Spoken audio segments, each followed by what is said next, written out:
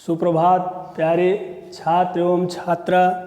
आज सर्वप्रथम हम संदर्भ को देखते हैं। प्रस्तुत पद्यखंड हमारी पाठ्य पुस्तक हिंदी के साखी नामक पाठ से लिया गया है। इसके रचयिता कबीरदास जी हैं। अब इसके अर्थ को देखते हैं, व्याख्या को। अंखड़ियाँ झाई पड़ी पंथ निहारी निहार जी बढ़िया छाला पड़ा राम पुकारी पुकार। कबीरदास जी कहते हैं कि बाट को जोहते जोहते आँखों पर छाले पड़ गए और ईश्वर का नाम पुकारते पुकारते रटते रटते जिह्वा पर छाले पड़ गए। झूठे सुख को सुख कहें मानत है मन मोर जगत चबैना काल का कछु मुख में कछु गोर।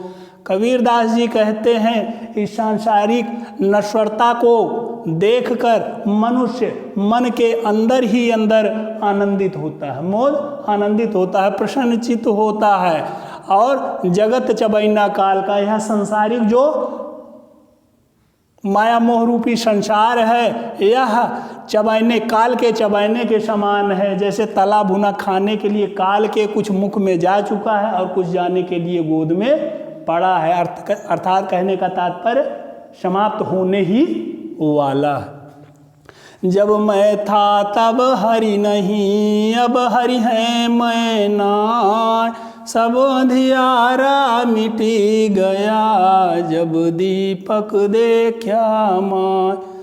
कबीरदास जी कहते हैं जब तक मेरे मन में, मेरे अंदर, मेरे भीतर अहंकार की भावना थी तब तक ईश्वर के साक्षात्कार नहीं हुए। अब ईश्वर के हमने दर्शन कर लिए हैं, ईश्वर की प्राप्ति हमने कर लिया है और मेरे अंदर अहंकार की भावना नहीं है। मेरे भीतर ज्ञान रूपी प्रकाश के प्रज्वलित होने से सारी अज्ञानता, सारा अंधियारा जो है मिट गया। अर्थ कहने का तात्पर्य है समाप्त हो गया, सारी अज्ञानता समाप्त हो गई। कबीर कहा गर्बियो ऊंचे देखी आवाज, काहली पर लौटना ऊपरी जामय गाय। कबीरदास जी कहते हैं तुम इन ऊंची ऊंची इमारतों को देखकर हे मनुष्य गर्व करते हो, गर्वियों गर्व करते हो, अभिमान करते हो। कबीरदास जी कहते हैं हे मनुष्य तुम इन्हीं ऊंची ऊंची इमारतों को देखकर गर्व करते हो। कल भूमि पर लौटना पड़ेगा, कल आपको भूमि में मिट्टी के अंदर दफनाया जाएगा और कहने का तात्पर्य है आपका अंत हो जाएगा और आपके ऊपर बड़ी बड़ी घास जम जाएंगी। यह ऐसा संसार है जैसा संभल फूल, दिन दस के व्यवहार को झूठे रंग ना भूल। कबीरदास जी कहते हैं यह नश्वर संसार आकर्षक एवं मनमोहक ठीक उसी प्रकार है जैसा सेंभल फूल, सेंभल के फूल की तरह। जिस प्रकार सेंभल का फूल सुंदर एवं आकर्षक होता है, आकर्षित करने वाला होता है, सेंभल के फूल पर आकर्षित हो तोता जो है फल की इच्छा में मंडराता रहता है और अंत में उसको निस्वार सुई उसको प्राप्त होती है। दिन 10 के व्यवहार में 10 दिन बाद यह क्रियाकलाप व्यवहार जो है झूठा रंग जो होता है वह उतर जाता है और सारी सच्चाई सामने आ जाती है। उसको निस्वार सुई उसके हाथ लगती है, वास्तविकता प्रकट हो जाती है। एहि अवसरी चेत्या नहीं, पशु पाली देह राम नाम जाड्या नहीं, अंति पड़ी मुख पे से। कबीरदास जी कहते हैं 84 लाख योनियों में यह अवसर चेत्या नहीं। मनुष्य, हे मनुष्य, यह अवसर पाकर आप तब भी नहीं जगे। आप पशु के समान शरीर का भरण पोषण किया और ईश्वर की भक्ति, राम नाम जाड्या नहीं, ईश्वर की भक्ति आपने नहीं की और अंत में आपके मुख पर धूल जम गई। यह तन कांचा कुंभ है, लिया फिर था साज, ढबका लागा फूट गया, कछु न आया हाथ।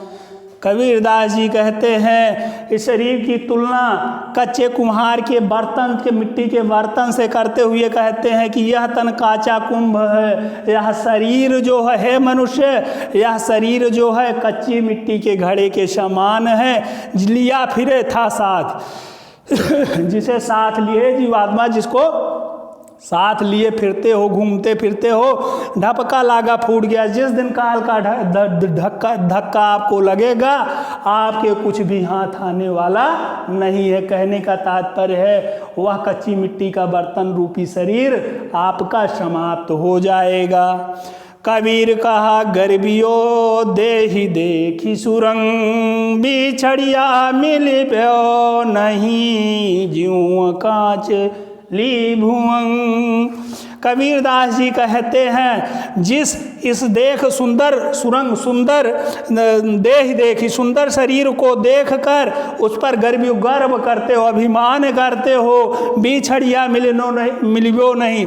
यह शरीर से आत्मा के निकलने के बाद यह पुनः प्राप्त होने वाली नहीं है। ठीक उसी प्रकार जिस प्रकार काचली भुवंग सर्प जो है, भुवंग सर्प जो है अपने केचुल को छोड़कर पुनः धारण नहीं करता, ठीक उसी प्रकार हे मनुष्य इस आत्मा को त्यागने के बाद पुनः उस शरीर को धारण करने वाला नहीं है। हम उम्मीद करते हैं कि आप लोगों को यह पद अच्छे से समझ में आ गया होगा। नेक्स्ट पाठ के साथ पुनः मिलते हैं, तब धन्यवाद।